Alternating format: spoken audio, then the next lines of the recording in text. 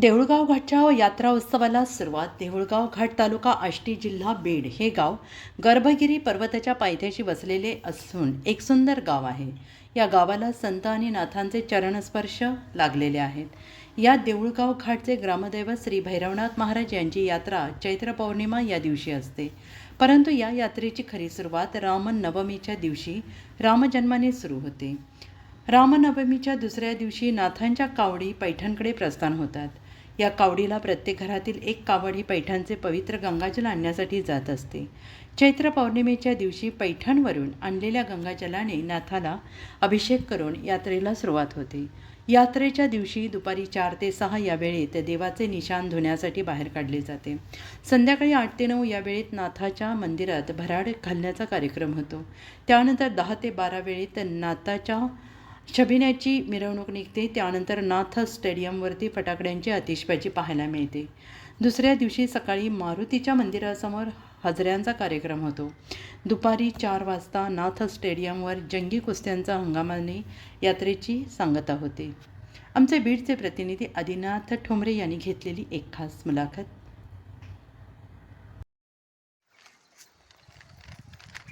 नमस्कार, मी आदिनाथ. आपण पाहतात अतुल्य महाराष्ट्र न्यूज चॅनल.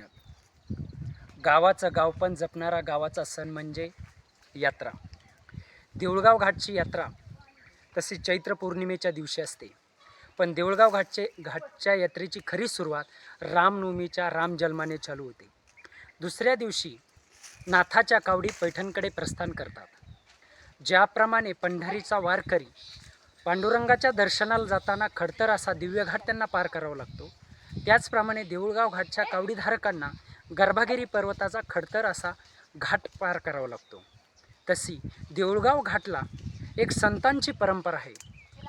परमपूज्य रघुनाथ महाराज उंबरेकर मोठे बाबा यांचे शिष्य आवटे महाराज यांनी भैरवनाथाच्या कावडीवर एक सुंदर असं गीत रचवलेलं आहे. ते आज आपण त्यांच्या वाणीतून ऐकणार आहोत.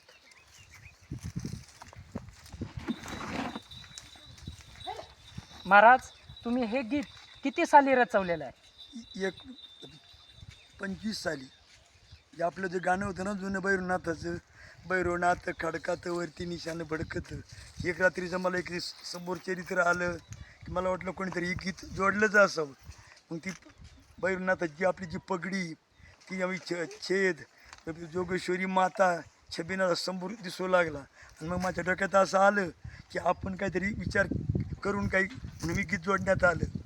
चला म्हणा म्हणायचं ना.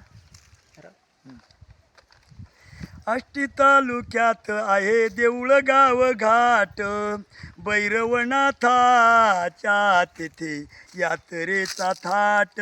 भैरवनाथाची यात्रा भरते चैत्र पौर्णिमेला, पायी घेऊन कावडी मंडळ जात पैठण क्षेत्राला.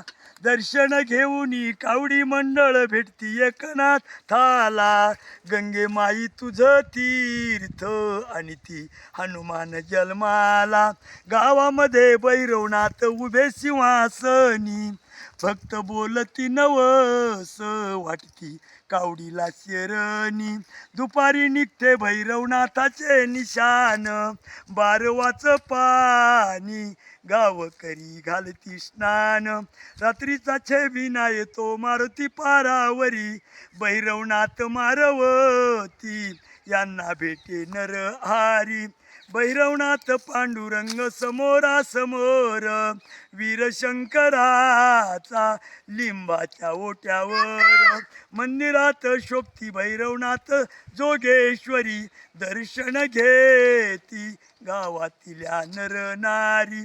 काशीहून मूर्ती आणल्या ब्राह्मण भैरवानी, भक्ताची आठवण येते पादुका दर्शनानी.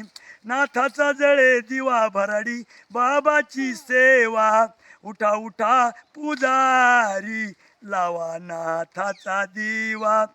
वद्य एकादशीला वारी महिन्याची वारी, कीर्तन भजन होते भूमी पावन गर्भागिरी.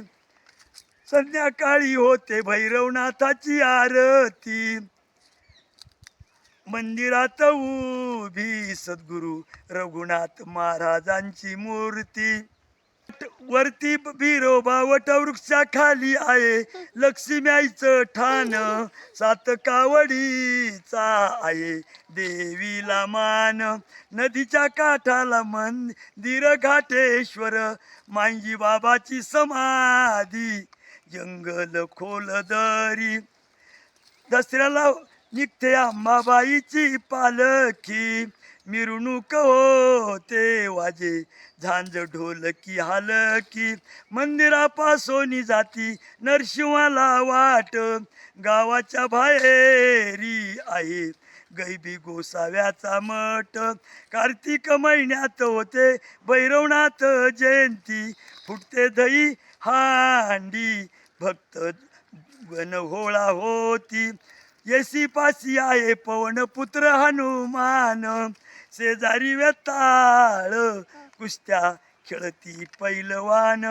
दास विनायक म्हणे भैरवनाथ सत्वाचा संकट निवारी आहे रक्षक गावाचा रविवारी होते मंदिरात पंगत जेवण तृप्त होती भक्तजन अंगात देव मंदिरात रंगत नरहरी शामराज की जय मारुती राया की जय वेताळ महाराज की जय बिरुबा की जय लक्ष्मी आई की जय खंडेश्वर भगवान की जय मांजी बाबा की जय घाटेश्वर भगवान की जय जनार्दन एकनाथ स्वामी की जय बाळ गोपाळ की जय गंगामाई की जय बोल आपल्या भैरवनाथाचे चांग भले.